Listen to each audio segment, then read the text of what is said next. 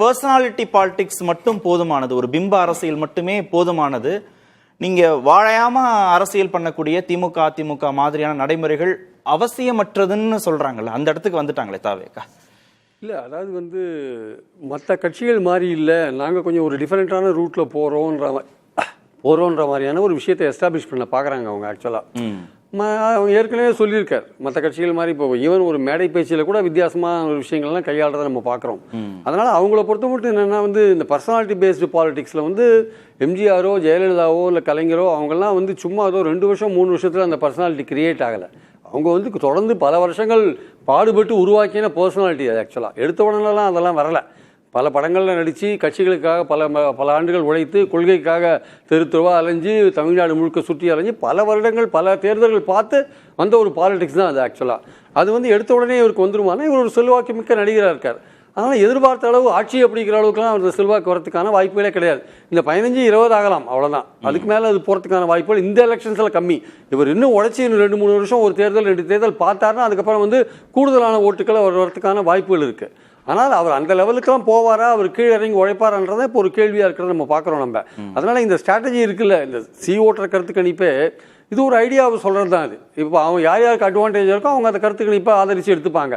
ஆகா பிரமாதமான கருத்து கணிப்புன்ட்டு அதிமுக ஆட்கள் என்ன சொல்வார், அது அதிமுக ஆதரவு வந்ததுன்னா பிரமாதமான கருத்து கணிப்பு, அதிமுக தான் ஆட்சியை பிடிக்க போகுது. இது திமுக ஆதரவு வந்தால் திமுக ஆட்கள் அதை சொல்லிட்டு போவாங்க. அதனால் இது கட்சிகளை பொறுத்த விஷயம்தான். வலதுசாரிகள் ஒரு கருத்து கணிப்பு எடுக்கிறாங்க, திமுக ஆதரவு மொத்தமாக அந்த அணிக்கே 22% தான் இருக்குன்னு ஒரு கருத்து கணிப்பு சொல்லுது. அதை திமுக ஆட்கள் எப்படி எடுத்துப்பாங்க? இது யார் சொல்கிற கருத்து கணிப்புன்னுவாங்க. இப்போ ஓட்டருக்கு நீங்கள் அந்த முத்திரையை குத்த முடியுமானா குத்த முடியாது. ஏன்னா தமிழ்நாட்டை சார்ந்த ஒரு விஷயம் இல்லை. அது வட மாநிலத்தில் இருக்க ஒரு அமைப்பு எடுக்கிறது. அந்த அமைப்பே பார்லிமெண்ட் தேர்தலில் தப்பாக சொல்லிட்டாங்க.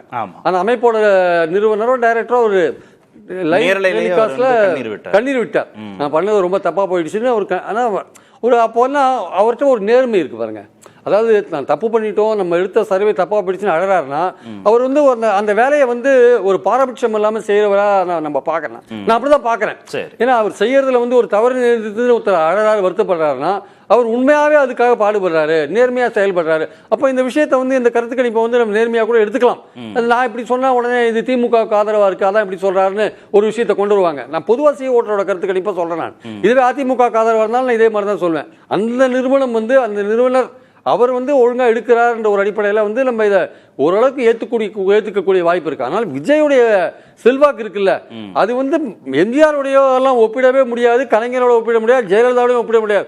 அப்படிலாம் ஒப்பிட்டா அது அவங்க ஒப்பிடுறவங்களோட அரசியல் புரிதலை பற்றி நம்ம கேள்வி கேட்க வேண்டியிருக்கும். திரு சாமிநாதன், எந்த விதமான கூட்டணி பலமும் இல்லாம ஒரு 15% இப்பவே வாங்க முடியுது, விஜய்ன்ற அந்த ஒரு பிம்பம் மட்டுமே போதுமானதா இருக்கு அப்படின்னா கூட்டணி அமைப்பதற்கு திமுகவும் அதிமுகவும் மெனக்கெடுவது மாதிரியான நடைமுறைகளை தாவேக்காவும் மெனக்கெட வேண்டியதில்லை அப்படின்னு சொன்னாரே திரு பெருமாள்மணி.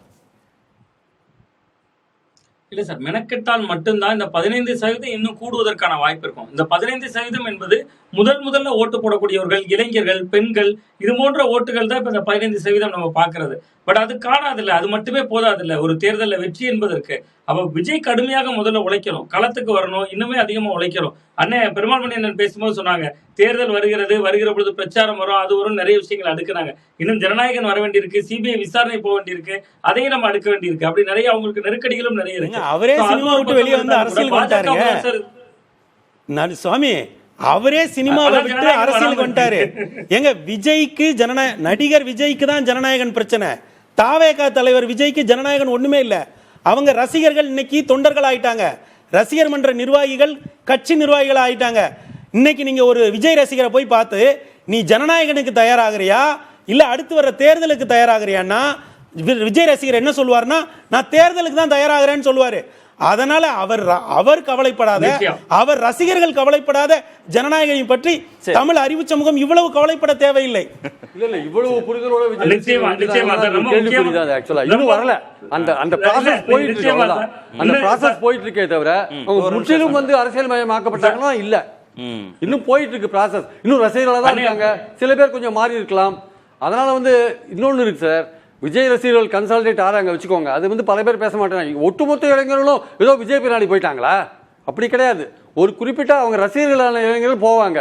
பட் கவுண்டர் கன்சாலிடேஷன் இருக்குல்ல, இருக்கு. அஜய் ரசிகர்கள் இருக்காங்க, சிவகார்த்திகேயன் ரசிகர்கள் இருக்காங்க, அவங்களும் இளைஞர்கள் தானே, அவங்க எப்படி ஓட்டு போடுவாங்க? அது ஒரு கேள்விக்குறி தானே. சாமி முடிங்க, இடைவேளைக்கு போறேன். தமிழகம் முழுவதும் விசில் சின்னம் கிடைத்ததற்கு ஒட்டப்பட்ட போஸ்டர்களை விட தடை அதை உடைன்னு ஜனநாயகன் படத்துக்கு ஒட்டிருக்க போஸ்டர்கள் தான் அதிகமா இருக்கு. விஜய் ரசிகர் மன்றத்துல இருந்து, விஜய் யங்ஸ்டர்ஸ்ல இருந்து, தாவேகால இருந்து எல்லாருமே ஒட்டி இருக்கக்கூடிய போஸ்டர் நீங்க விசில் சின்னம் கிடைச்சதா வரைந்திருக்கிற இளைஞர்களோட எண்ணிக்கையோட நம்ம டிராவல் பண்ணா சவுத் ஃபுல்லா பார்த்ததுல பெரும்பாலான போஸ்டர்கள் ஜனநாயகன் போட்டு தடை அதை உடை, தலைவருக்கு தடை புதுசல்ல அப்படின்னு அவங்க பொருத்தி பார்க்கிறதே ஜனநாயகனோடு தான் பொருத்தி பார்க்கிறாங்க. அதுதான் கலை யதார்த்தமா இருக்குங்கிறத பெருமாள் நன்றி வந்தோம் சுட்டிக்காட்ட. திருக்கோட்டி, விஜயால கூட்டணி அமைக்க முடியல, அவர் முகத்தை மட்டும் நம்பி தேர்தலை சந்திக்கிறாரு அப்படின்னு விமர்சனம் வைக்கிறீங்க. இன்னொரு புறத்துல இவங்க சொல்ற பிளாக்மெயில் கூட்டணி இயல்பா அந்த கூட்டணி ஒண்ணு சேராம இருக்குன்னு சொல்லக்கூடிய நிலையில அது ஜெல் ஆகலைன்னா ரெண்டும் ஒரே தராசுல வைக்கிற, ரெண்டு தட்டுல வைக்கிற ஒரே மாதிரியான நிலைமை தானே. இதுல என்ன கூடுதல் அட்வான்டேஜ் அதிமுக பாஜகவுக்கு கிடைச்சிட போது தாவேகாவை விட? அதாவது சார், இப்போ இன்னைக்கு சி ஓட்டர் கருத்து கணிப்புலேயே பார்த்தீங்கன்னா 15% சொல்லியிருக்காங்க. இந்த 15% அவங்க என்ன சொல்லியிருக்காங்க, அதிமுகலேருந்து ஒரு 3-4%, அதே மாதிரி திமுகலேருந்து ஒரு 3% போகுதுன்ற மாதிரி சொல்கிறாங்க. இப்போ நான் என்ன எடுத்துக்கிறேன்னா, சமமாக எடுக்கிறாரு, இல்லை ஒன்றுத்துல கொஞ்சம் கூட ஒன்றுத்துல கொஞ்சம் கம்மி எடுத்துக்கிறாரு. கண்டிப்பாக நாம் தமிழர் கட்சியிலேருந்து ஓட்டு எடுப்பார், எல்லா கட்சியிலேருந்து எடுப்பார். அப்போ எல்லா கட்சியிலேருந்து எடுக்கும்போது அவர் ஒரு பெரிய சேஞ்ச் வராது. ஏன்னா இந்த 15% வந்துட்டு நிறைய பேர் முன்னாடி ப்ரூவ் பண்ணி காட்டியிருக்காங்க. விஜயகாந்த் அவர்கள் ஒரு காலத்தில் மக்கள் நல கூட்டணி எடுத்து ப்ரூவ் பண்ணியிருக்காரு. அதிகமாக 20% போயிருக்கிறாங்க மக்கள் நல கூட்டணி மூலிமா. அப்போ என்ன ஆகி போச்சுன்னா, அப்போவுமே ஏதோ ஒரு திராவிட கட்சி தான் ஆட்சிக்கு வந்திருக்கு. அப்போ அதிமுக ஆட்சி வந்தது இல்லை. நீங்கள் கமல் அவர்கள் போட்டிட்டார், 8 விழுக்காடு வாக்கு பிரித்தார். இல்லை போன தேர்தலில் நாம் தமிழர் கட்சி 8 விழுக்காடு வாக்கு பெற. அப்போ என்னன்னா அந்த 1-2 இருக்கு பாருங்க, அந்த 1-2க்குள்ளே இருக்கிற அது 30-40% அவங்க அடிக்குவாங்க தேர்தலில். 8லேருந்து 15க்குள்ளே இருக்கிறவங்க 3வது-4வது இடத்துக்கு போட்டுக்கோ. ஒருவேளை அவர் 25 வந்தாலும் சதவீதம் 3வது இடம் தான் கிடைக்கும். இப்போ இதில் ஒரு விஷயம் என்ன உண்மைன்னா, 0ன்னு கொடுத்துருக்காங்க சி ஓட்டர். அதில் ஒரே ஒரு சின்ன கருத்து வேறுபாடு. விஜய் அவர்கள் 232 தொகுதியில் எங்கே போய் நின்னாலும் ஜெயிப்பார். இந்த 33வது தொகுதி கொளத்தூர், 234வது தொகுதி எடப்பாடி. இந்த 2 தொகுதியில் போய் விஜய் நின்னா, இல்லை கரூரையே சேர்த்துக்காங்க, செந்தில் பாலாஜி இவர் போய் நின்னார்னா இவர் ஜெயிக்கிறதே சிக்கல். இதுதான் யதார்த்தம். ஏன்னா இவர் கையில் வச்சிருக்கிறது 15, அவர் பிராண்டு. விஜயே போய் நின்னாலும் 45% போது அவங்களும் அந்த 45-50% வாங்குறதுக்கு முயற்சி பண்ணுவாங்க. ஏன்னா முதல்வர் வேட்பாளர் ஆல்ரெடி முதலமைச்சராக இருந்திருக்காங்க. இதெல்லாம் கலை யதார்த்தம். அப்போ அந்த அடிப்படை அந்த கட்டமைப்பு இருக்கு பாருங்க. அதுலேயே இன்னொரு பிரச்சனை. இன்னொன்று பிரியன் சாருக்கும் ஐயா நண்பர் சுவாமிநாதனுக்கும் ஒரு என்ன சொல்றது, ஐயா பெருமாள் மணி ரசிகர்களை தொண்டராக மாறிட்டாங்க, அவங்க நல்லா வராங்கன்னு சொல்லி ஒரு பாசிட்டிவாக சொல்றாரு. இவங்க ஒத்துக்க மாட்டேன்றாங்க.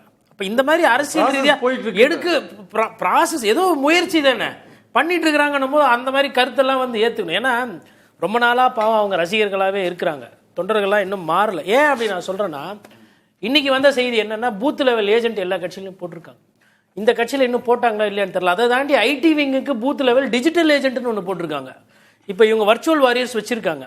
அப்போது அந்த பூத் வாரியாக சொல்லியிருந்தாங்கன்னா அந்த மக்களை போய் சந்திக்கிற வேலை, பேரை சேருங்க ஓட்டர்ஸ் ரோலில், அதுக்கப்புறம் உங்களுக்கு பூத்தில் இந்த மாதிரி டவுட் எல்லாம் இருந்தால் நாங்கள் சரி செய்வோம்னு செஞ்சிடறோம். அப்போ என்னன்னா திருப்பி நம்ம என்ன பார்க்குறோன்னா, களத்தில் கம்ப்ளீட்டாக ஆப்சண்ட், சிச்சுவேஷனில் கிரவுண்டில் இல்லை. அப்ப ஐயா பெருமாள் மணி சார் சொன்ன மாதிரி அந்த பாப்புலாரிட்டி பிராண்ட் இருக்கு பாருங்க, முழுக்க அதை வச்சே தான் அவங்க அரசியல் பண்ண போறாங்க. அடுத்ததும் அவங்க அதுதான் அவங்களுக்கு இருக்கக்கூடிய ஒரு பெருமாள் மணி கொஞ்சம் உடைச்சே பேசலாம். இந்த 15%, 20%, 25% வரைக்கும் கூட வரட்டும் அடுத்த சில மாதங்கள்ல. இது விஜய்க்கு ஓட்டு போடணும்னு நினைக்கக்கூடிய இளைஞர்கள் மக்களுடைய வாக்கு சதவீதமாக வச்சுக்கலாம். ஆனா அந்த 15யோ 20யோ 25யோ அப்படியே கொண்டாந்து வாக்களிக்கிறதுக்கான ஒரு மெக்கானிசம் இருக்குல்ல, கட்சி கட்டமைப்பு இருக்கு, அங்க தொடங்கி பூத் கமிட்டி வரைக்குமான வேலைகள்ல இது அப்படியே கன்வெர்ட் ஆறதுக்கான வாய்ப்புகள் இருக்கா? இவங்க எல்லாரும் அதை பேசுறாங்க. கோட்டீஸ்வரன் பேசுறாங்க, அந்த கட்டமைப்பு பத்தி சாமிநாதன் பேசுறாங்க. அந்த கட்டமைப்பு அப்படிங்கிறது அர்பன்ல தேவைங்க, ரூரல்ல தேவைங்கய்யா. ரூரல்ல நீங்க திரும்ப போய் கேட்கறது பேசுறதுக்கு ஒரு விஷயம் இருக்குங்கய்யா. ஆனா அர்பன்லயோ செமி அர்பன்லயோ மக்கள் நேரடியா நம்மளே இருக்கோம், நம்ம நேரடியா போறோம், வாக்குச்சாவடிக்கு போறோம், வாக்களிக்கும் வந்துடுறோம். இப்ப என்னன்னா இந்த கட்டமைப்பை நம்ம ரொம்ப ஊதி ரொம்ப பெருசா குளோரிஃபை பண்றோம். இப்ப ஐயா சீமான் எடுத்துக்கங்க, பெரிய அளவுல கட்டமைப்பு இல்ல, ஐயாவோட தனிப்பட்ட செல்வாக்கு தான் இந்த அளவுக்கு இல்ல. ஆனால் அவர் இன்றைக்கு 9% வாக்குகள்ல வந்து நிற்கிறார். அப்ப என்னன்னா இந்த கட்டமைப்பு அப்படிங்கிறது இருக்குல்ல, இது வந்து இப்ப நான் ஒரு வாக்காளர் தான். நாம பேசுற 15, 20, 28 இல்லங்கய்யா. 8 பேன் தமிழ்நாடா அர்பன் செமி அர்பன் மட்டுமா? இல்ல, பேன் தமிழ்நாடு தாங்க ஐயா. அதனாலதான் நான் அதை உடைச்சு சொல்றேன். என்னன்னா இன்னமும் சொல்ல போனா ஐயா விஜய்க்கு இருக்கக்கூடிய வாக்குகள் இருக்குல்ல, இன்னைக்கு வந்து படித்த எலைட் வாக்காளர்கள், நகர்ப்புற வாக்காளர்கள், செமி அர்பன் வாக்காளர்கள் வந்து அரசியல் கட்சியோட நேரடி வழிநடத்துதல்லாம் வாக்குச்சாவடிக்கு வரல. கமலஹாசனுக்கு அப்படிதானே அவங்க சார். நான் இது வந்து நீங்க களத்துல புரிஞ்சுக்கலாம் சார். இப்ப நம்ம போறோம், காலையில எந்திக்கிறோம், இத்தனை மணிக்கு நம்ம போய் வாக்குச்சாவடிக்கு போகணும்னு நினைப்போம், போய் வாக்குச்சாவடிக்கு வாக்களிச்சிருவோம். ஆனால் கிராமப்புறங்கள்ல இந்த கட்சியினருக்கும் வாக்காளர்களுக்குமான உரையாடல் நடந்துகிட்டே இருக்கு. அதை நான் மறுக்கிறதுக்கு இல்ல. தமிழ்நாடு ஒரு நகர்ப்புறமான ஒரு மாநிலம். ஐயா விஜய்க்கு இருக்கிற வாக்குகள்ல பெரும்பாலான வாக்குகள் பெண்கள் வாக்குகள். பெண்கள் கையில் ஒரு மொபைல் இருக்கு. இன்னைக்கு அதன் மூலம் அவர் ஒரு இணையதள கால அரசியல்வாதியா இருக்காரு. அவருடைய கொள்கையா இருக்கட்டும், சின்னமா இருக்கட்டும். எங்க விசில் சின்னம் எப்படிங்க அறிவிக்கப்பட்ட ஒரு சில நிமிடங்கள்ல தமிழ்நாட்டோட மூளை முடுக்குக்கெல்லாம் போய் சேருது. அப்ப நம்ம ரெஸ்பான்ஸே எடுத்துடுறோம்ல, அவங்க விசில் ஊதுறதே நமக்கு விஷுவலா வந்துருது. அப்போ நாம வந்து ஒரு 50-60 ஆண்டு காலுக்கு முந்தைய அரசியல்ல இல்ல. இன்றைக்கு இந்த கட்டமைப்பு என்பதெல்லாம் மிகவும் பெரிதாக்கப்படுகிற பிம்பமே அன்றி வேறு இல்லை. ஓகே, பிரியன் சார் குறிக்கிட்டீங்க. அதாவது ரூரல் வேற, அர்பன் வேற, செமி அர்பன் வேறன்னு சொல்றாங்க. ஆக்சுவலா கட்டமைப்பு எங்க தேவையா இருக்குன்னா அர்பன்ல தான் தேவையா இருக்கு, கிராமத்துல தேவையே கிடையாது. ஒரு நிமிஷம் இருங்க, கிராமத்துல வந்து ஒரு எலெக்ஷன்னா திருவிழா மாதிரி. ஒருத்தர் ஓட்டு போட போனா என்டையர் கிராமமும் போய் ஓட்டு போடும். அங்க யாருமே அந்த கிராமத்துல இருக்கவங்க சொல்ல வேண்டியது இல்ல. எவரிபடி ரோஸ் இன்னைக்கு போலிங் தெரிஞ்சிடும் எல்லாருக்குமே. அது வந்து கன்சால்டேட் ஆகி ஓட்டு போட போயிடுவாங்க. நகரத்துல வந்து ஓட்டு போட வைக்கிறதே பெரிய விஷயம். அங்கதான் கட்டுமானம் முக்கியம். ஆக்சுவலா அதான் அவர் என்ன சொல்றாருன்னா, இப்ப நகரத்துல இருக்கிற இல்ல செமி அர்பன்ல இருக்கிற ஒருத்தர் விஜய்க்கு வாக்களிக்கணும்னு அவர் நினைச்சாருன்னா அவருக்கு எந்த டிஸ்ட்ராக்ஷனுமே இருக்காது. அவர் நேரா போய் விஜய்க்கு மட்டுமே வாக்களிச்சிருவாரு. கிராமத்துல இருக்கிற ஒருத்தர் வந்து விஜய்க்கு வாக்களிக்கணும்னு அவர் நினைச்சு விருப்பப்பட்டா கூட அவரை புஷ் பண்ணிட்டு போறதுக்கு ஒரு மெக்கானிசம் கட்டமைப்பு தேவைன்னு அவர் கொண்டு வந்து. கிராமத்துல புஷ் பண்ண வேண்டிய அவசியமே இல்ல. அங்கதான் கிராமத்துல தான் வாலண்டியரா வந்து போட்டுருவான். நகரத்துல வந்து 53% லாஸ்ட் டைம் மெட்ராஸ். அப்ப அந்த கட்டமைப்பு எங்க போச்சு? மெட்ராஸ்ல வாக்குப்பதிவு 53%, நகரத்துல 53%. ஏன் வந்து அந்த கட்டமைப்பு ஏன் அவங்களை வாக்களிக்க கொண்டு வரல? தமிழ்நாட்டோட ஆவரேஜ் என்ன 73%, மெட்ராஸ்ல 53%. கரூருக்கு ஏன் 80க்கு போகுது? சென்னை ஏன் 40? இல்ல நீங்க கட்டமைப்பு இன்னும் வேலை செய்யல. இல்ல ஒரு செகண்ட் சார், அதான் நான் சொல்றேன். ஒரே ஒரு செகண்ட். இந்த கட்டமைப்பு வேலை செய்யல. கட்டமைப்பு சென்னைக்கு தான் தேவை, மதுரைக்கு தான் தேவை. இவ்வளவு நாள் அது வேலை செய்யல. சொல்லுங்க, பேசுறது புரியணும். பிரியன் சார் சொல்றது என்னன்னா 53% கூட இருக்கட்டும், 40 கூட அது ஆகட்டும். அந்த 40 நடக்கிறதுக்கோ 53 நடக்கிறதுக்கோ ஒரு கட்டமைப்பு வேணும். ஐயா அதுதான் நடக்க ஒரு 70 கூட நடக்கட்டும். கிராமங்கள்ல 70 இருக்கட்டும், 80 கூட நடக்கட்டும். அந்த 80 நடக்கிறதுல பெரும்பாலானவை இயல்பாகவே நடக்குது. அதுதான் அவர் சொல்றாரு. ஐயா நான் அவரோட முரண்படுறேன். அது அப்படி கட்டமைப்பு உண்மையிலே வலிமையா இருந்திருந்தா நகர்ப்புறங்களையும் வாக்கு சதவீதம் ஏறி வந்திருக்கணும்.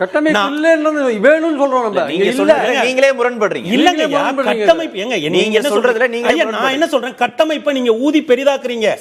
கட்டமைப்புக்கு ஒரு முக்கியத்துவம் இருந்திருந்தா நகர்ப்புற வாக்குகளும் கிராமப்புறத்தை மாதிரி எந்திச்சு வந்திருக்கணும். கேள்வி ரொம்ப எளிதானது, ரொம்ப வெளிப்படையானது. நீங்க இங்க 50, 40, 30 கூட போல் ஆகட்டும் சார். அந்த 30 போல் ஆகிறதுக்கு ஒரு புஷிங் தேவை. அர்பன் ஓட்டர் இண்டிவிஜுவல் ஓட்டருங்க. அவனை யாருங்க அவர் முரண்படுறாரு? அவன் இண்டிவிஜுவல் ஓட்டருங்க. நீங்க ஒரு இண்டிவிஜுவல் ஓட்டர், அவனை நீங்க ஆட்டோ கொண்டு வாசல்ல விட்டு, சரி ஓகே நான் ரெண்டு பேர்ட்ட ஓட்டிங் பேட்டர்னே நீங்க மாத்தி பேசுறீங்க.